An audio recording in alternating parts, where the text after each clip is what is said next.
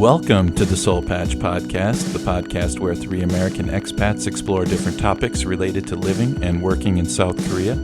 With a combined 45 years of living experience in Asia, there are plenty of stories to tell. So, pop in your headphones and make yourself comfortable. It's time for the Seoul Patch Podcast.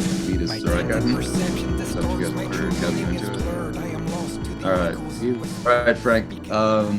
I'm gonna throw some questions at you just to get the ball rolling. So what we're talking about today, I guess Jack put out the line trying to find people that have had we'll say it's sideways experiences in Korea with the whole ESL scene, because I don't know if you're familiar with the podcast we got here, but the three of us are kind of the happy-go-lucky dudes of ESL. We've been fortunate.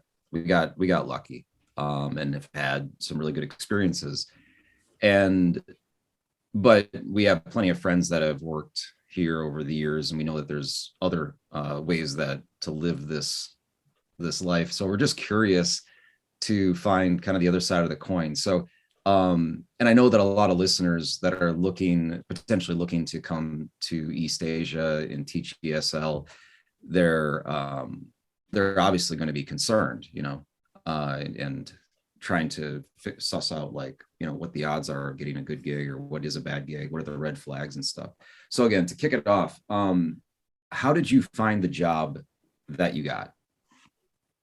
Yeah, so, well, to give you a little bit of backstory about my life, I was a little bit older when I moved to Korea.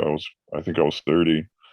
I worked as a middle manager for an IT company for several years, and I just got burned out with the grind, and I wanted to make a career change. So, of course, there's more to the story, but essentially that's how I decided to come to Korea. And I just went to, I think, what's the name of that? I forgot. I think it's like Dave's ESL or something like that. Yeah, exactly that.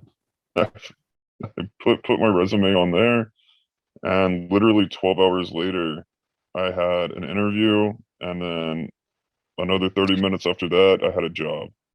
How long ago was this? 10, 20 years? So this was...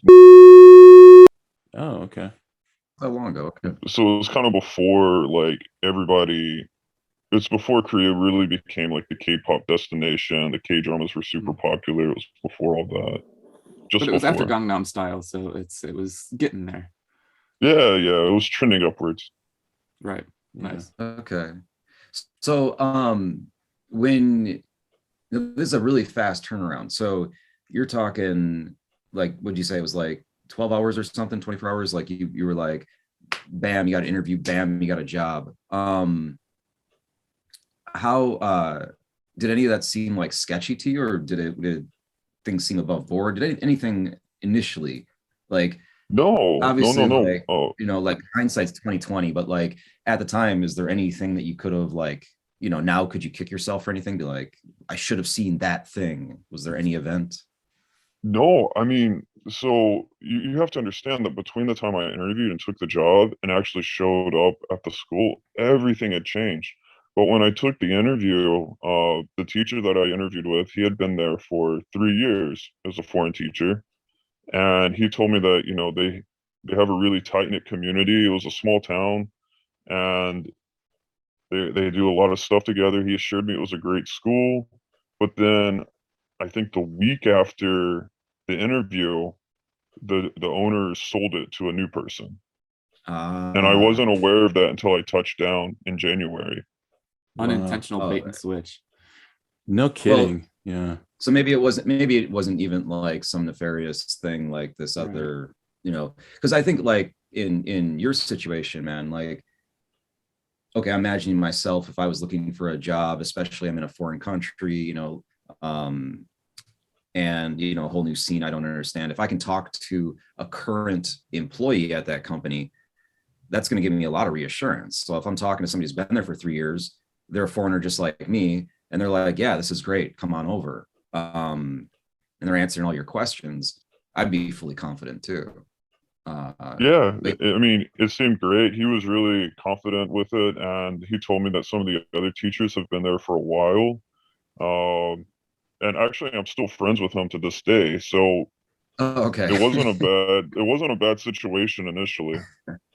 Isn't right, that's so what yeah. that's what on our our checklist of things that you should do is interview with somebody that teaches there. I mean, that's like in one Right. of our other episodes we talked about that.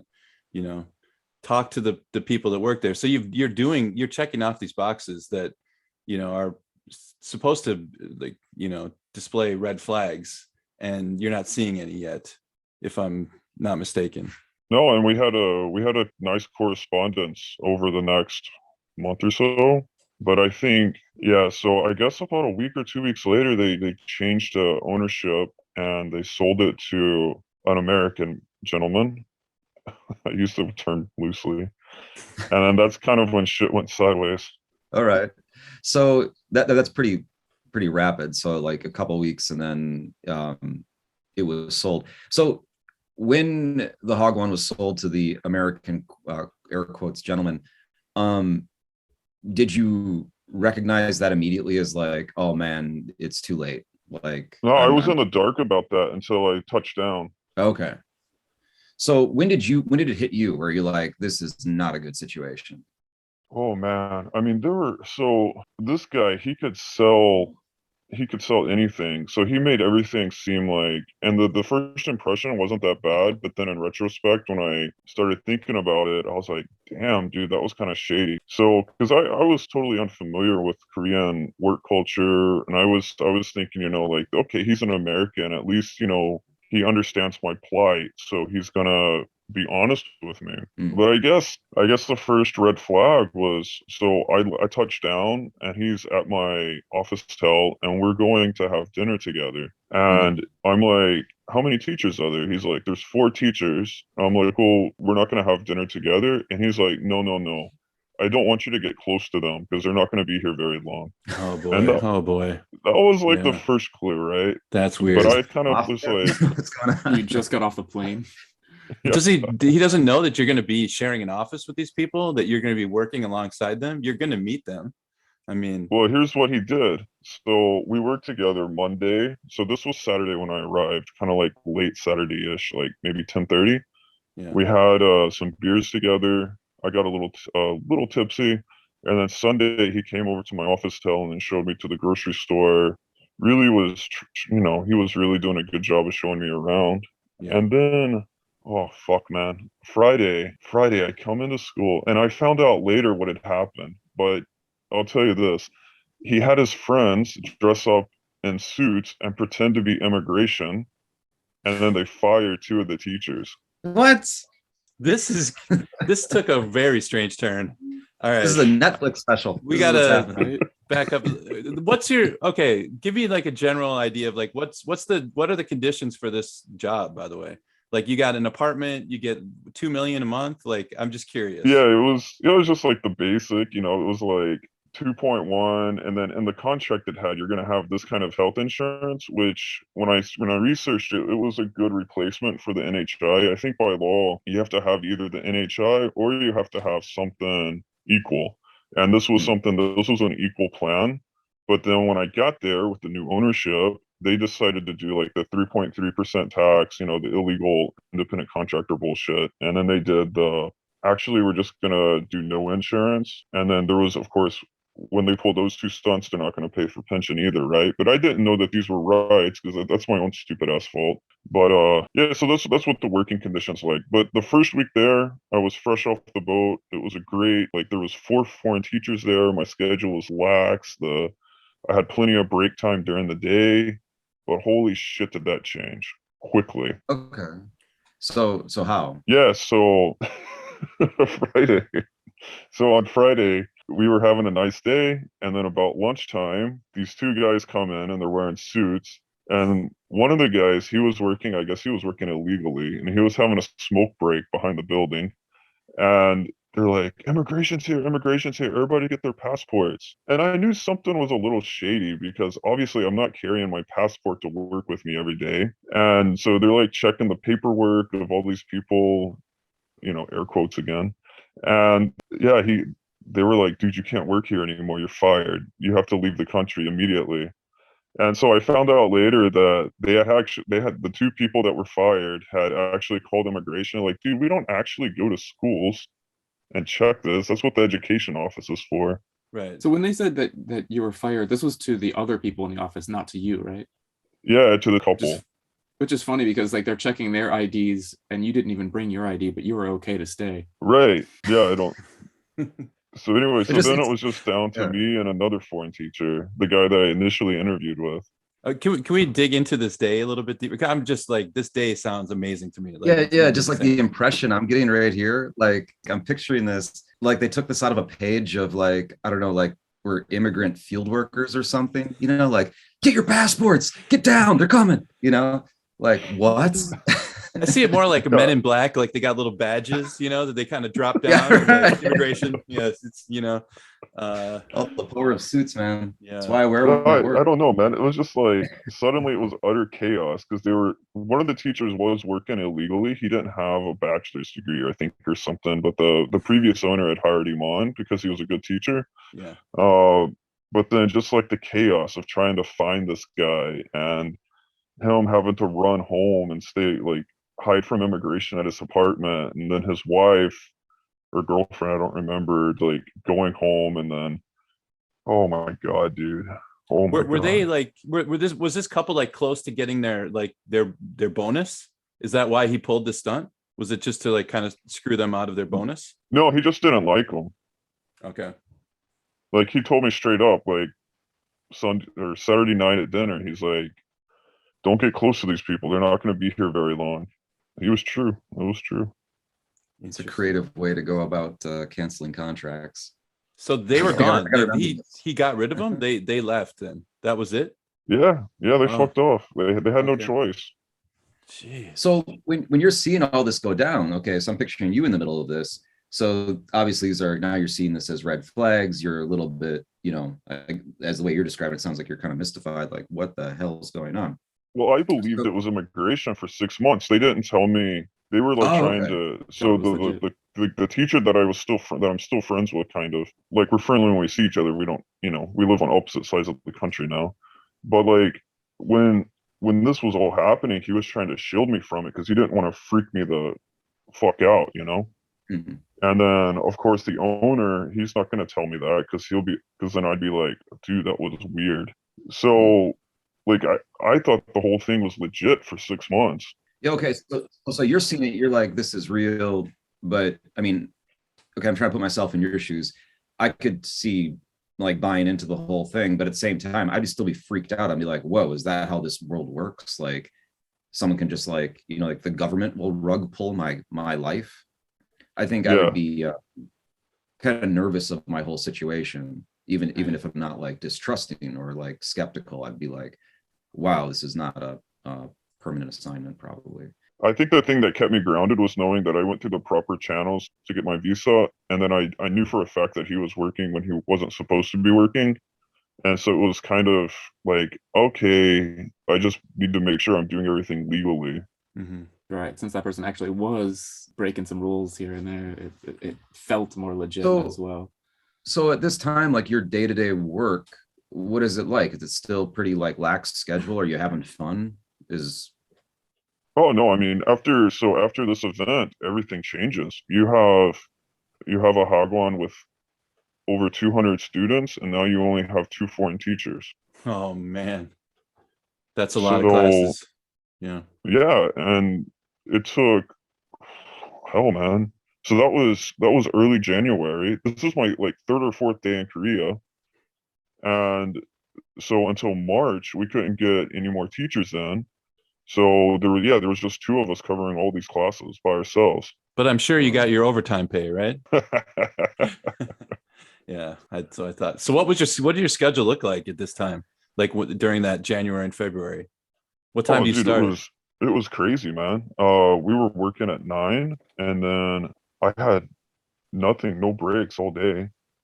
And then they kept like bitching at me to make like a weekly plan. And I'm like, when the fuck do you want me to make this weekly plan? There's no time during the day. I can't make it in 5 minutes between class, Yeah. And then, so that's kind of when things started going south for me. So just other little things. So as you're getting into like the first, wait, let me back up. How long did you stay at this joint? Well, that's the kind of like the back half of the story, but I stayed for 11 months. Okay. Wow, you hung in there. So your contract, I'm guessing, was like for a year. Yeah, my contract was for, yeah, it was right at a year. Well, no, they wanted me to stay until March. So it was a 14-month contract because February or January to the next January to March would be 14 months, right? Yeah, yeah. So they Yeah. wanted you to stay, like, and you're working with another teacher as well that was there before.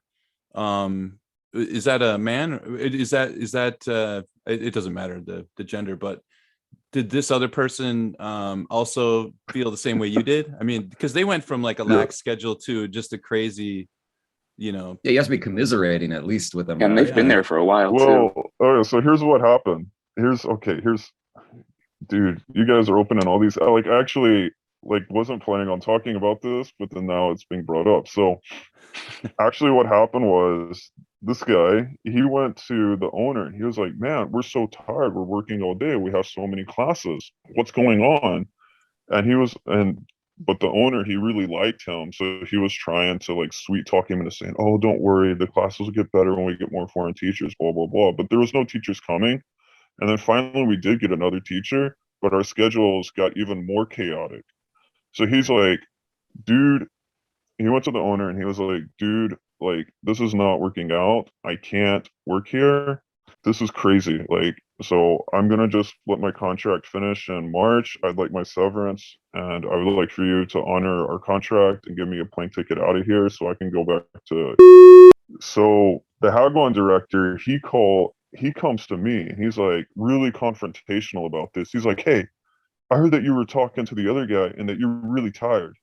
And I was like, "Yeah, man, I'm teaching a lot of classes. I'm tired." He's like, "Well, what do you want me to do about that? We have to do work up here."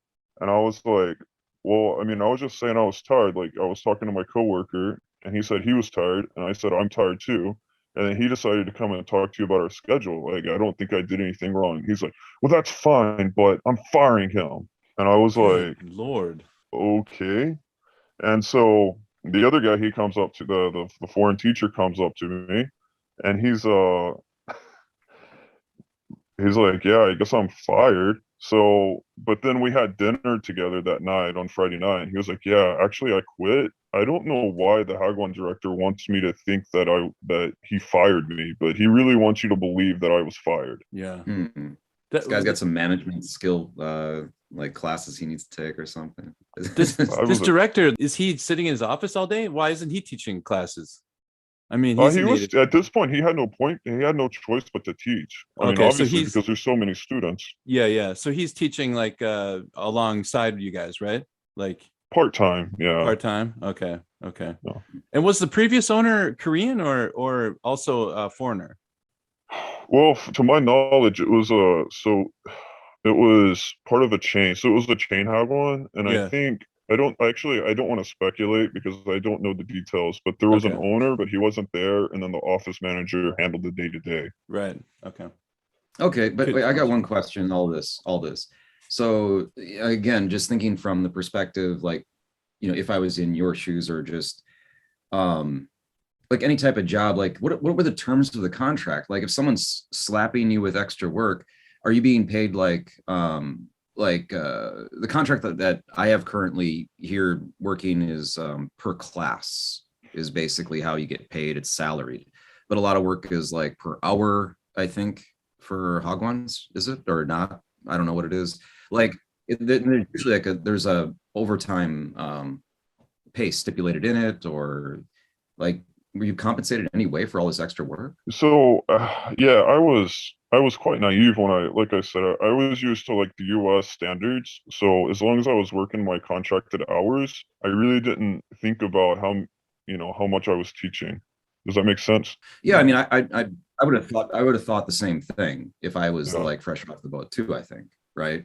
Yeah, I was So working 9 to 6, and as long as my classes fell between 9 to 6, and then we had an unpaid break time from, oh fuck, I can't remember what it was, like 2 to 2:50 or something. Like, it wasn't even a full hour. Right. And right. Yeah, just a smash lunch. Yeah. yeah, basically. And then, but we were expected to work that and to do all of our. Anyways, as the story progresses, there will be more stuff that comes out that'll explain more and more.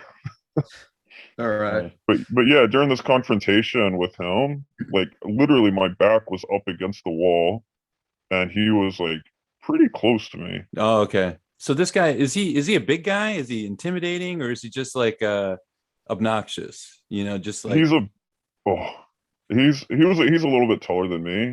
He's okay. a big talker. Yeah. Does that make sense? Yeah. Hmm. You said he was a salesman, so yeah. I Yeah. think we get it. He's a big talker and he's very confrontational. Like, and I imagine, like, he tries to bully people to get his way. Sure. You know? Right. And So, that's I don't the know. way, that's his management style. He's I mean, everything you've told us so far is describing a bully, just Yeah, dude. We've all, I we've mean, all known these guys. yeah. if there was an issue with like a Korean staff, he would just start yelling at them, like just Oh. like a berate. Like, I would be sitting in the office, like there's just fucking kids in school, and Mhm. you can hear this guy just berating somebody, just like, "What the fuck are you doing? How the fuck could you do this? Why the fuck would you do that?" Like this, Right. with fucking kids in the building. Right. That's At least right. the kids are learning some useful English. Yeah, It's like and then yeah. he was Gyopo, so he could speak some Korean too. And but he would, like, if he was being nice, he would speak Korean to him. But then when he wanted to like really demoralize them, he would switch to the English. Right. I was gonna say, do you think some of this posturing by this guy is like performative? I mean, he's trying to play, it almost sounds like he's playing a character that he saw in a movie or something, like someone from you know what I mean? Like that I'm gonna be the big, I'm the CEO of this, Hagwan, but I'm gonna I act think like he was like, I think he was like a wannabe Donald Trump character. okay, yeah, that makes sense. It's a good Yeah. it's a good analogy. Because he would always like, yeah, I don't know, man. Whenever he didn't get his way, he would just try to. Anyways, Yeah, I mean, Just I'm asking you to be a psychologist here, and we're not, that's not the point of this, but it's just interesting to kind of try to get in that guy's head a little bit and just figure out like what is going on, because he sounds a little unhinged, So, but I mean, maybe there was, just thinking of that, like why he might have been so like jacked up. Was he like, did you ever any problems with like payment being late or anything like this? not initially, but later in the contract, yes. Okay. Because obviously this motherfucker lost a lot of students. Hmm. Mm. That's what I was just wondering, actually, is how the business itself was handling during this, like how the customers were working. Yeah, so in the beginning, there was, holy shit, man. So there was a lot of students in the beginning, but then of course he comes in and he changes the entire curriculum, and then he jacks the prices up. And then we went from, I say we, but they went from like maybe 30 or 40 kindergarten students, and I think there was 18 when the new semester Wow. started. And that's the cash cow of the Hagwan. So yeah. Yeah, absolutely. Revenue slash. So I think actually after that, he was making more money doing the elementary. Okay. Yeah. And I sometimes I check their Instagram page, and yeah, he's down to what, 2 English teachers. How to Anyways, cautionary going tale. now. Yeah. How Oh, to hang kill a on, man. Hagwan in a year, Yeah. yeah. Good Lord. Fascinating. Yeah. So anyway, so Yeah. as we progress through the year, uh, like this is why I had some teaching experience, like as a substitute teacher in the States, before, because I had to do something during the recession, because I graduated college in '08 and it was really hard to find a job. So I did some substitute work, and so I was used to being like a really strict teacher. I have no concept of what, a Hagwon is, or how, it's just like a business, or, like the whole concept of making the kids have fun while they learn. This is all new, like new frontier for me. I've never experienced this before. So I come in and I'm like really like trying to get the kids to learn like it's a public school in the States, but nobody's training me. And I remember one day the director's wife, she called me into the office because he was gone. And I guess there had been some complaints or whatever. And she was like, dude, what the fuck are you doing? This is a fucking business. She used that Those are her language? exact She words. said that to you? Yeah, Like those are her. That's verbatim. that's the direct quote. Oh boy. So there's two of them then. Yeah. Okay. God. Unbelievable. So what do you do? What do you do in that situation? Well, I tried to listen to them and I tried to follow, how they were teaching or whatever. But by this point, it was just completely toxic. Mm-hmm. But then, things got better. And here's another thing about the whole situation, man. I was teaching, so they brought in this new guy from, and then they brought in another girl. And so there was 3 foreign teachers. This was after the other guy had quit. So they make me like the head, some bullshit title, like the head English teacher. So I'm having to teach like reading, I'm having to teach like language arts, writing. Like these are the classes that I'm teaching. And the other teachers are teaching like art and music and basically just fuck off classes. And, they're like, oh, these kids aren't having fun in your class. How come you can't be more like this guy? And I'm like, well, because I'm not fucking teaching art. Like, what the hell do you want from me? I don't have any crayons. That's why. Yeah. And Kids. every time I try to have playtime with the kids, you guys fucking yell at me. Like, literally, I would get called into the fucking office and the berating would start. So I was like, I really don't know what you guys want me to do. I have no idea. What's wrong with you? The kids don't like your reading class as much as PE. Yeah. Yeah, right? It's your fault. Yeah. Yeah. It's bizarre. So then that All right. progressed. And then in the summer, so after the open class with the moms, everything chilled out for like 3 or 4 months. And then the berating stopped to maybe like once a month. And then in September, we got a new teacher in. And then that's when shit got fucking weird. Okay. That's when. Yeah, because shit's already pretty weird up to this point. Yeah. But I mean, yeah. shit got fucking weird, dude. Okay, so we start the Fake new immigration rate going semester on. in September, and we have this new policy.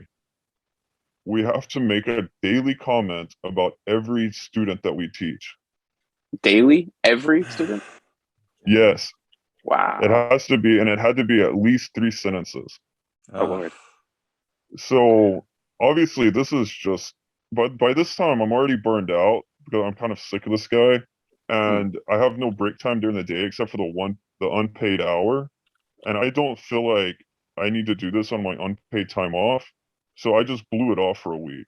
Mm-hmm. Well, we got our first McDonald's in town this same week, and I walked to McDonald's and I was enjoying a nice double quarter pounder, and I get a phone call from the director, and I was like, oh fuck, here we go. So I just ignored it, and I got back to my house and I called him, and holy shit, man, he was screaming like, who the fuck do you think you are? You work for me, god damn it.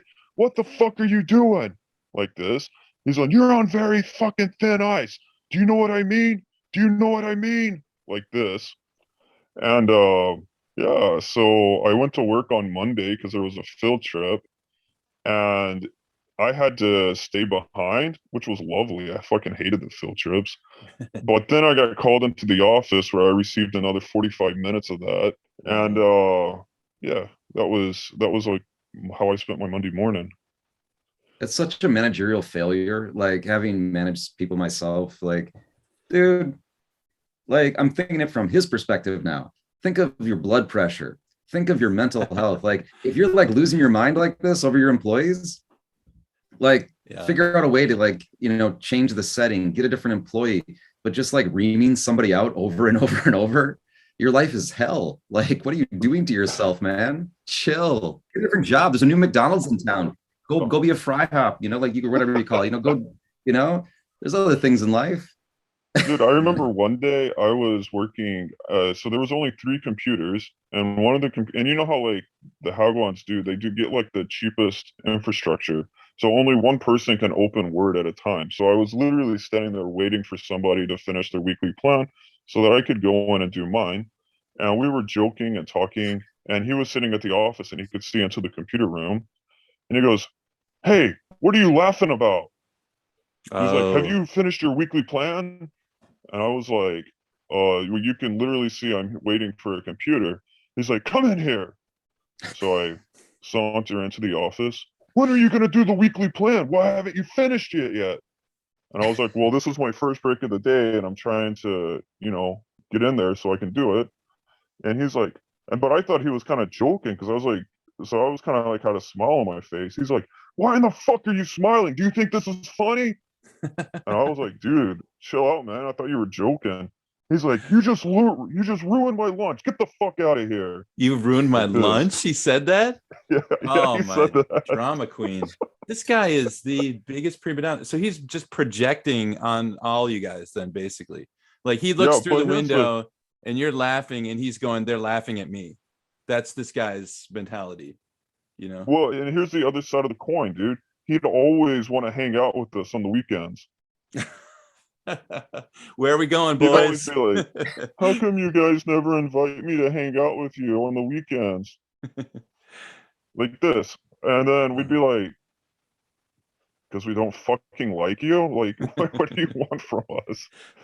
And so, like, but then when we would hang out with him, he was like the Hagwan director, right? So he would invite us out, and then we would go to dinner, and then we would go to Noribong, and then he would just leave and make us pay. No. He would make you Yeah, pay dude. for the dinner and stuff, or like the Well, not for the dinner, but he would be like, let's go to Noribong, let's go get some. And then we would go to Noribong, and then about halfway through Noribong, he would disappear. wow. Yeah. Motorbong isn't even that much Actually- money to like I cheap know. out on either. So Yeah, it wasn't a huge deal. I mean, it ended up being like $10 a person, but for fuck's sake, man. But even Right. that, it's just like, as it's probably pretty well understood among like us and all the listeners that know anything about Korea, if your boss is taking you out, I mean, it's not like obligatory that they pay for everything, but it's kind of on them, like to at least acknowledge, or I mean, yeah, wouldn't this you is at think all so? Hui Chic style. Then generally Yeah. they're paying. Yeah, like Especially if it's his idea, like let's go to Noribong, then No. then it's just kind of tacitly understood that he's the director, he's going to pay. yeah. But, Right, exactly. Yeah. But no, he would like, and it would be one thing if he was like, hey, I mean, because we're all, native, we're all foreigners. We understand. We're all Western. We're like, we don't expect him to pay for everything. But I mean, it would have been nice if he would at least paid his share of the Noribong. Yeah. You know what I mean? Instead of just, just disappearing, fucking off into the night. So after this year and plus of just crazy epic terribleness, like how did you get out of this? Where did you move to there? You're still in Korea. Oh, right? I mean, got that's- fired in my 11th month. Oh, We haven't even gotten to this. So I can tell you how this happened. Do you remember how, dude, you guys aren't going to believe this. You guys are not going to believe how this happened. But I swear to God, I'm going to tell you 100% the truth and like all facts, no exaggeration. So what he did, so I had a shared wall with one of my co-workers, and he hired this guy's buddy to come in and replace me, unbeknownst to me. And the other guy, well, I knew he was coming, but I didn't know that he was coming in to replace me. So I heard from my coworker that this guy, let's call him. Well, I don't need a name. Well, it makes it easier to have a name. Let's call him Blake. So I heard that Blake was coming in, and it was top secret. Nobody was supposed to know about it. And I even asked the director. I was like, "Hey, when is Blake coming?" And he said, "Don't worry about it. It's not your business. I'm taking care of it." Like this. And so Friday night, I hear luggage rolling down the hallway. And then I hear like tiptoeing and whispering. And then I hear them go in there. Well, what he had done was he had set it up to where he was going to stay with his buddy for a week in their little 4-pyong office tel while I got fired and had 2 weeks to move out of mine. So that weekend we went to Seoul. We had a good time. And on Monday, I come into the office and I go in. He's like, "Frank, I'm really sorry, but I have to fire you." And I was like, "Yeah, dude, I knew that this was going to happen the whole weekend. Like, I knew when you were tiptoeing down the hallway that you were going to fire me because there was no place to stay. And if you had a place for him to stay, he wouldn't have been staying with his best bud. So I went. So he's like, I was like, it's okay. I have another job lined up. Just give me a letter of release so I can take the new job. And then he flipped his shit. He was like, what? You signed another contract for another job? Okay, I want to know the name of the school, and I want them to wire me $1,000,000 today. Oh Or my you're God. not getting a letter of release. Oh my God. This guy. That blackmail? And then Why- I was like, no, I'm not gonna fucking do that. And he was like, and I was like, and you need to, because this was before I knew. So in Korea, for any new listeners, you know, if you've been there for more than 6 months, you're supposed to get 30 days notice or 30 days pay.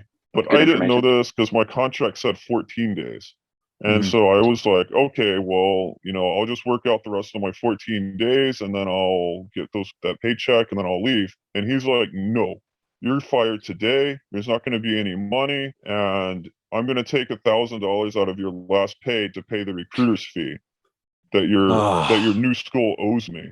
Oh, this And guy. I was like, dude, just do whatever you want to do. Just give me a fucking letter of release. I don't care. Yeah. Because, you know, he doesn't have to give me the letter of release and he could have made it much worse. So anyways, he ended up stealing like $1,000 from me. Right.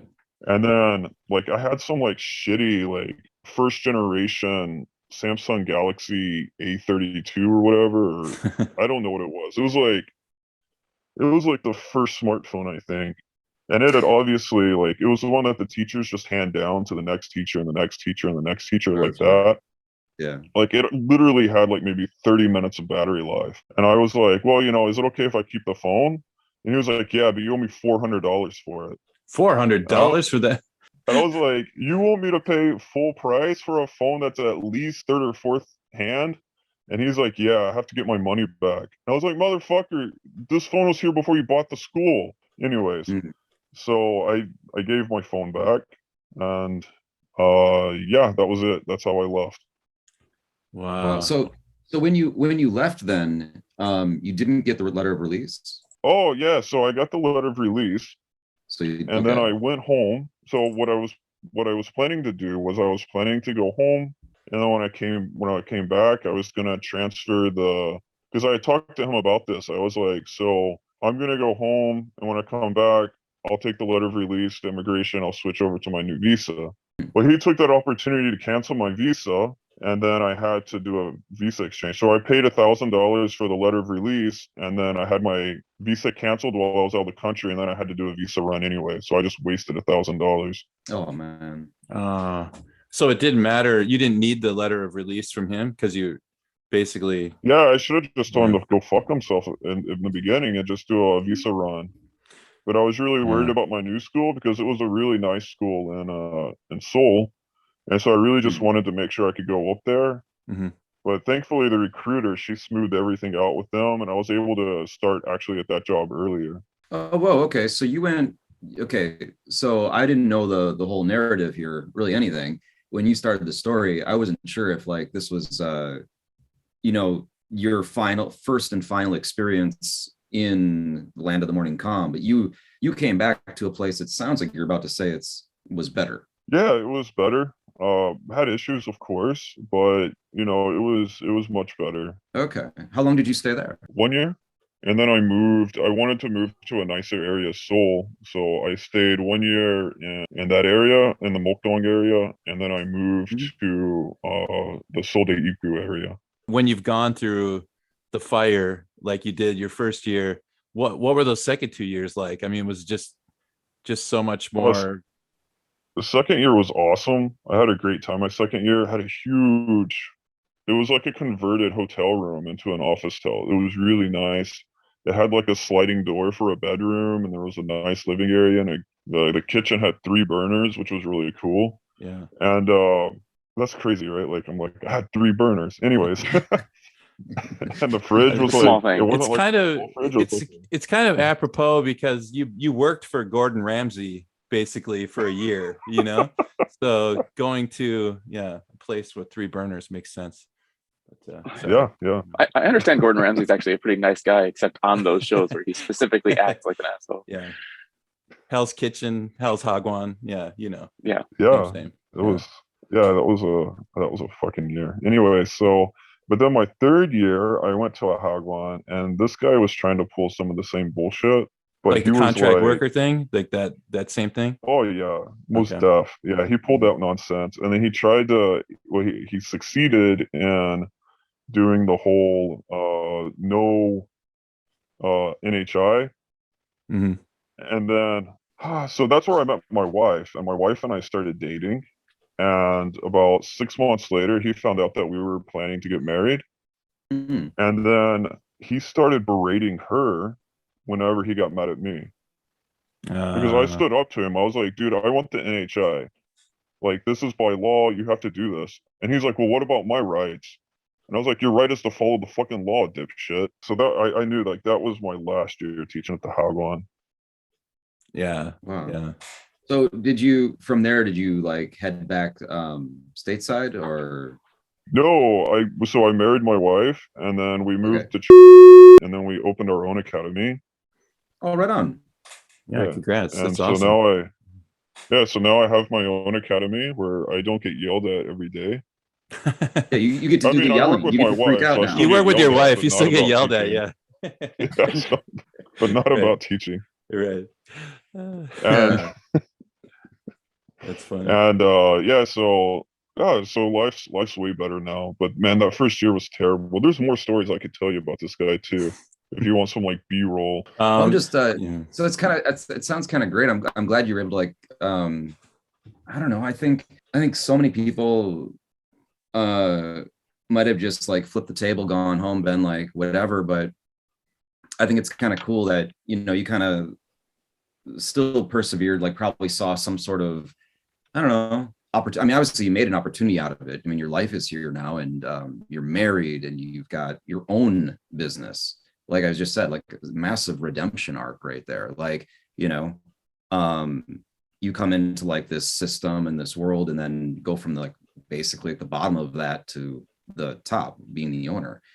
Um, what motivated you after the first 11 months of having like a terrible experience? Like, why would you want to come back, I guess is what I want to, like, what was it within that first 11 months that seemed good? I mean, there had to be something that made you want to give it another go, or was it just like the situation in the States, the economics of it, and like, this is just like my best opportunity to get a paycheck and survive and have 3 burners?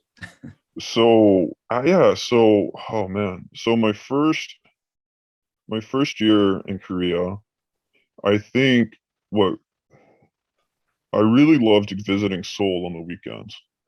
And so I didn't want to have like this terrible experience like Jade, how I felt about Korea. So I wanted to spend a year in Seoul and at least spend 1 year in Seoul and see if it got better. And so yeah, I loved living in Seoul. And the second year, I started to get more confidence, and I became a better teacher. Not that I think I was ever a bad teacher, but it's easier to be more open and be yourself when you're not getting yelled and cursed at every time you make a minor mistake, you know? Yeah, And teachers need freedom to create. That's the only way you become a better teacher. yeah, exactly. And you have to be able to be yourself. You can't, like, I understand that the previous Hagwon director, I understand that he was a really good teacher. I don't want to say he wasn't he was a piss poor manager. Actually, when he was firing me, he was like, how do you feel about me as a person? I was like, Oh, dude, get the fuck this out guy's of a here. narcissist, man. This is crazy. Yeah, dude. Yeah. Yeah, Anyway, so like, I bet he was a good teacher. I'll give him credit where credit's due. And he wanted me to just copy his style. That's not me. I'm not him. I can't do that. And there was a lot of friction because of that. But the second year was better. The third year, I really think I started becoming a better teacher. And then I was ready to open my own academy. And so we moved. My wife and I decided to move closer to her family and to be in where her family's from. Yeah.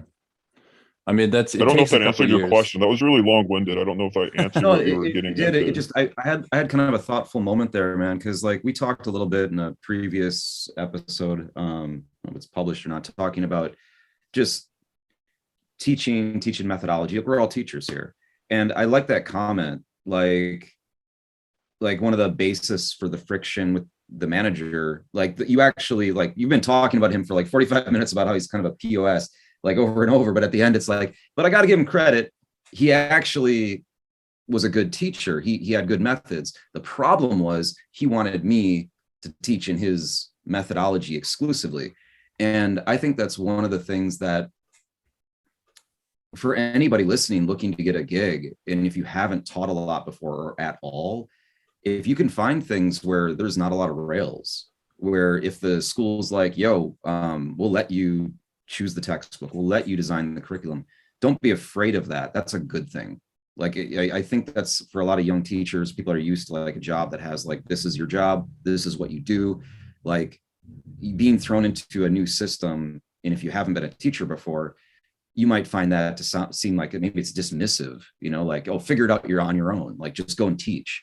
That's actually a really awesome situation if you want to, I think, have fun and develop as a teacher.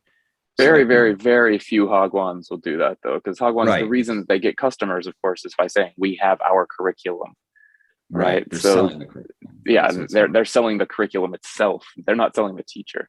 Yeah, that's a good point. Like, so Hagwon, in almost any situation, a Hagwon is going to not give you that freedom. They're going to say like, here's your book.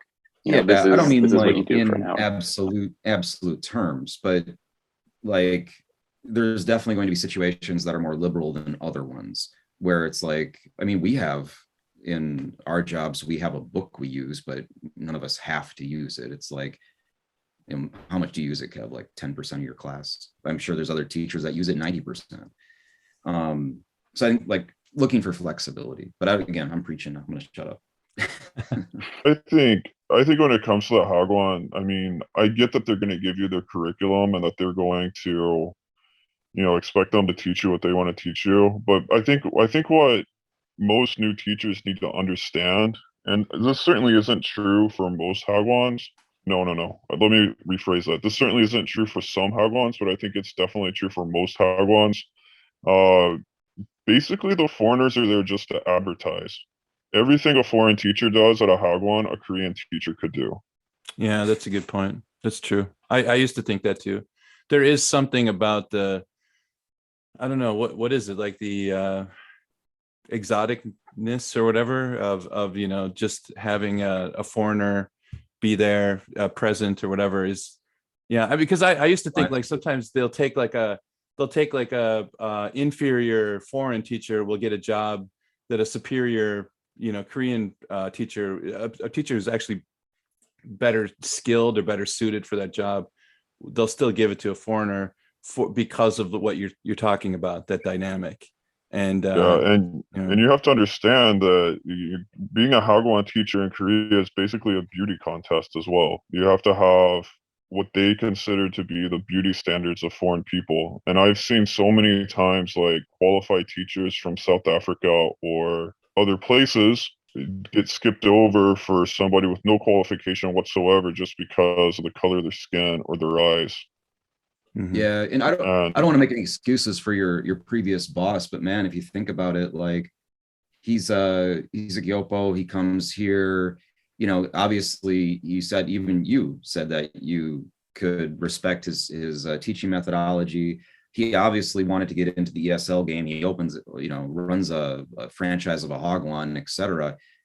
I'm not making excuses for a dude I don't know, but you know, maybe that's what leads someone to have a mental breakdown is, you know, he's seeing this, so, you know, he's experiencing this system where it's like some token white bread from Chicago gets to walk in here and collect a paycheck, whereas I went and got my master's degree and language learning, and you know, because I saw, you know, what would be, you know, helpful to, you know, people in my country, and I had the opportunity to grow up in America. I don't know, you know, it could be some, I'm kind of indulging the narrative here, maybe a little too much. Yeah, maybe so. I mean, but I really believe after spending the year with him, he thought that opening a Hagwon was going to be easy money. And then he didn't expect how much work would go into actually running the day-to-day of it. And then it's really hard work. I mean, I have my own academy now, and I can tell you it's a lot of work, and the money. It's not easy money. You have to really make sure that you care for every student, and you have to keep all the moms happy. And the moms go to the cafes and then they talk. And at first we were lucky because it's a small city, so we could do some targeted advertisement on Instagram. But in Seoul and the bigger areas, you don't have that luxury. Because it's just too spread out, and Instagram's not set up to where you can do by zip code in Korea. So it's just a lot of work, man, and it's a lot of customer service, and it's a lot of kissing ass and keeping the parents happy. Yeah, exactly. And for somebody like him that comes in, for somebody to start and it's bad business too. If you take over a business, you don't jack the prices up 30-40% in the first 2 months of owning it. That's just like a cash grab, and that fails every single time. This is another reason why I called him a wannabe Donald Trump. And it's just not good business. That's not how you do business, man. So this guy had kind of a myopic approach, right? Like, I'll just get gratification now for problems later or whatever. I'll tell you this about the man. He was bleeding students, and he bought okay. Yeah, that tracks. That's important, man. You gotta keep the image. You got to keep the image up. Yeah. That's a business expense. I'd say if you're the director of a Hagwan, you're the owner of a Hagwan, and you're hiring your friends to play FBI agents or immigration agents, you are on the wrong path. You're winning. Around. You're winning is what you wanted to say. You're winning. And he wanted us to think he was somehow involved with like the local mafia. Because he'd be like, "Oh, I've got connections with people that, whatever," or "Oh, is that something to brag about?" Break your knees if you don't teach these kindergartners. That's what's happening. Yeah. If he doesn't know his ABCs by Wednesday, kneecaps. Yes, that's a nice letter of recommendation. Be a shame if it went up in flames. Yeah, a real shame. A real shame. This guy was a real piece of work, man. We gotta wrap it, guys. That was awesome. This was awesome, Frank. Thank you for taking the time. You're the first, I think, in this. We're gonna do a series. We've got a few lined up here. This is gonna be fun. Jack, you want to do your tag? Yeah, this is our outro. We just want to say thanks again, Frank, for sharing your story. This was a lot of fun. You guys know where to find us. You can go to our website, thesoulpatch.com, and you can stream all the episodes straight from the website. We've got links to our social. We're on Twitter, we're on Instagram and Facebook. You can also watch us on YouTube. Sometimes we put the video up, sometimes we don't. This one will be just audio only. And then if you can do us a solid and go ahead and give us a review on Apple Podcasts. That's really good for us in regards to the charts. So, and finally, if you want to hit that Patreon button, if you like what we're doing, you can hit that and buy us a cup of coffee, and that'll just go towards producing the show. And that's it. Thanks, everybody. We'll catch you next week on The Patch. Bye-bye. Have a good week. Adios.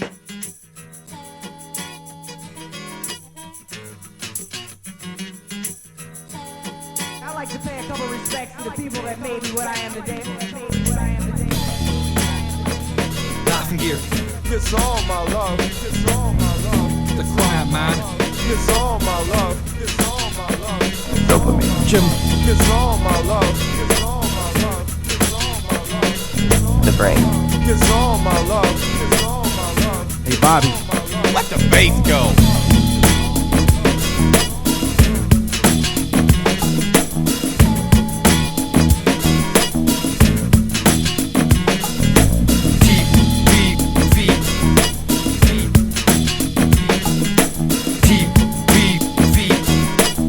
Call me an eater, call me a dominant.